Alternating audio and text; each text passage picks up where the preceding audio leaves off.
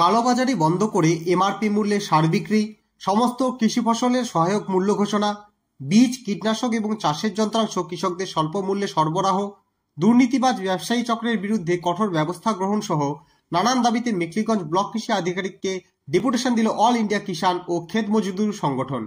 এদিনের এই ডেপুটেশনের নেতৃত্ব দেন সংগঠনের মেখলিগঞ্জ ব্লক সম্পাদক বিনোদ রায়, সভাপতি প্রফুল্ল রায়, যোগেশ চন্দ্র রায় সহ প্রমুখ কর্মীবৃন্দ।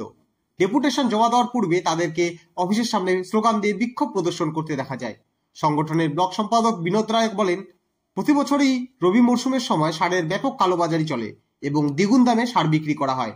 তাই অবিলম্বে প্রশাসন যদি রাসায়নিক সারের কালোবাজারি বন্ধ করে এমআরপি মূল্যে সার বিক্রির ব্যবস্থা না করে, তাহলে সমস্ত কৃষক সমাজকে ঐক্যবদ্ধ করে শক্তিশালী গণ আন্দোলন গড়ে তুলতে তারা বাধ্য হবেন। আমরা AIKKMS এর পক্ষ থেকে 4 আগস্ট অক্টোবর আজকে এডিও বিষয়ে যেটা আমরা সারের বিষয় নিয়ে যেটা এসেছিলাম, তো মূলত যে এডিও সাহেব আমাদের যে আশ্বাস দিল, সেই আশ্বাসে আমরা সরকারি মূল্যে সারটা পাবো। আর সরকারি মূল্যে সারটা দেওয়ার জন্য আমাদের প্রশাসন যেভাবে বলল, আমরা সেটা আমরা সরকারি রেটে পাবো। যদি এটা না, যেটা সার দেওয়ার কথা সেটা প্রশাসন বলে দিল যে আপনারা এমআরপি রেটে সারটা পেয়ে যাবেন।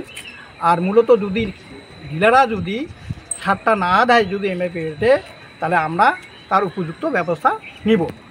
এইটুকুই বললো, আমরা এইটুকু আশ্বাস পাইলাম। আমরা এই আশ্বাস নিয়ে আমরা আজকে এখান থেকে আমরা মানে ডেপুটেশন শেষ হয়ে আমরা চাই। আমি AIKKMS এর ব্লক সেক্রেটারি। এটুকু। আপনারা দেখছেন নর্থ বেঙ্গল সমাচার, উত্তরের বার্তা, সত্যের পথে।